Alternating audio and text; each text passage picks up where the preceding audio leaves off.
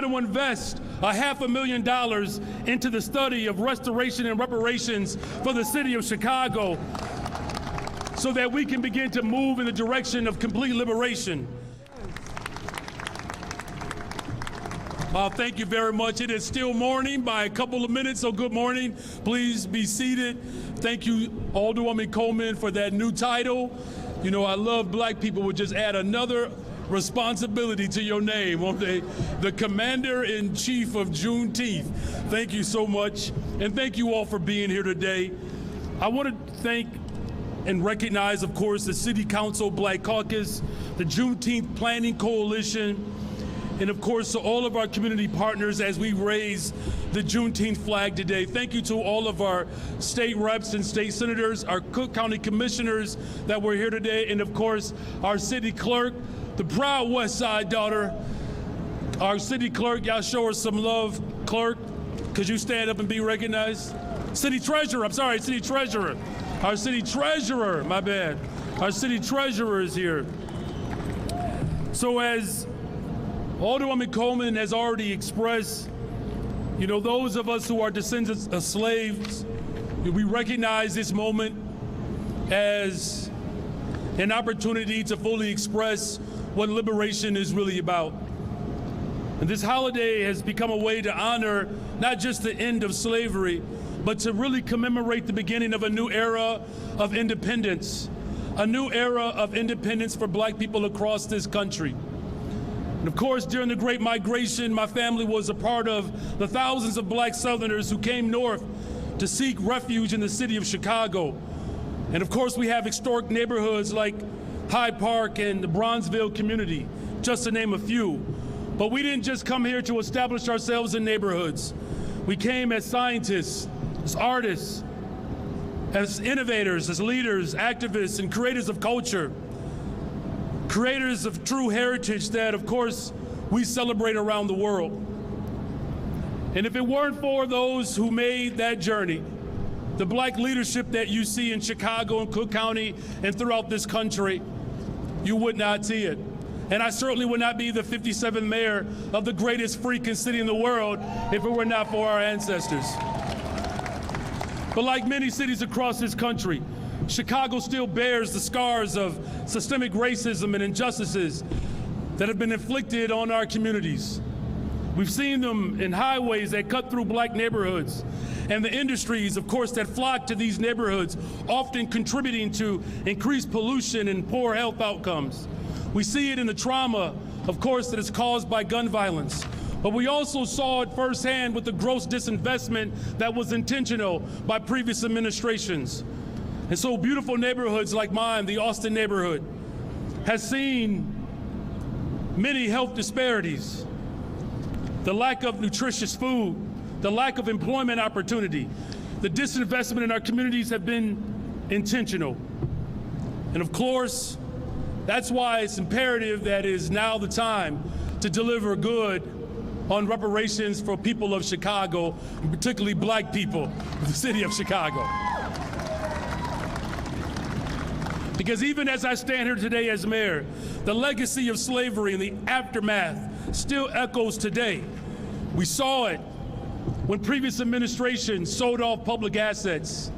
We saw the harm when previous administrations closed black schools and they shut down public housing, when they raided the pensions, these anti-black, anti-business endeavors that have caused tremendous harm and pain. But it's a new day. In fact, we are standing on the shoulders of one of the great leaders of this city, Dorothy Tillman, who laid the foundation and the groundwork to ignite a movement for reparations. It was Dorothy Tillman that introduced me to Dr. Claude Anderson, Black Labor, White Wealth. And it is why my administration is committed to driving reparations home. And we're going to invest $500,000 into the study of restoration and reparations for the city of Chicago so that we can begin to move in the direction of complete liberation. And that's why, with the help and the support of the Black Caucus, we have a brand new Office of Reentry, added $5 million to make sure that the formerly incarcerated find jobs and housing and counseling and the full support that they need. And finally, We recognize the victims of John Burge who were tortured. It's a painful reminder of the unjust incarceration system that we have and the mistreatment of black people in particular through our so-called criminal system. Reparations will be an investment in our neighborhoods and our people.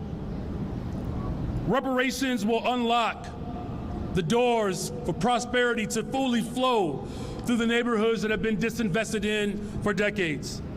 And as we grapple with the challenges and the hard-fought victories to get to this point, we must never forget our goal to make sure that reparations become a reality for black residents of this city. We are a powerful people, particularly when we come together.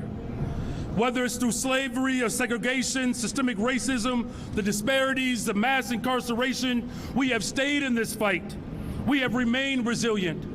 We will not be turned around.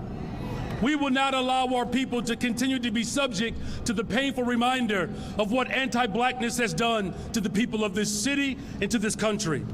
We will allow our people to make sure that they can grow and that the harm that has been done against our people for generations, that we can bring that to an end. It's important to remember that reparations will not only serve for the benefit of black people, but the entire neighborhood in which black people exist in. We will create inclusive opportunities so that we all can win. Reparations will ultimately help us build a better, stronger, safer Chicago. We must acknowledge, however, that the institution of chattel slavery and Jim Crow laws, the post-civil rights era policies, have not just formed discrimination against Black Chicagoans, but they have resulted in generational systemic inequities in education, employment, wealth, housing, health, safety, and so much more. We can't just simply blow past the harm that has been promulgated by generations, on generations, by previous administrations. And we cannot stop our fight for true restoration because there are clearly forces that wish to continue to divide us. These institutions have harmed. The very institutions in which we represent today have harmed black people.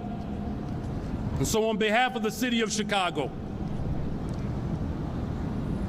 I apologize for the historic wrongs committed against black people in Chicago.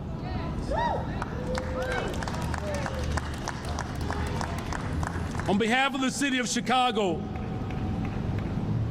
we apologize not just on behalf of black folks who have been harmed, but their ancestors who never saw this day. But as today, though, I stand here with leaders and champions of reparations. I stand here with leaders and champions who recognize that whether it's a $1.25 billion bond, or whether it's the fact that we have the blackest administration in the history of Chicago, or whether it's $250 million to fight this housing crisis, or whether it's the fact that we are pouring hundreds of millions of dollars to hire our young people. I stand here today proud to sign an executive order that creates the Reparations Task Force to support the strategy, the implementation, and the engagement of Chicago Black Reparations Agenda. Thank you very much. God bless you, and God bless the blackest city in the world, the city of Chicago.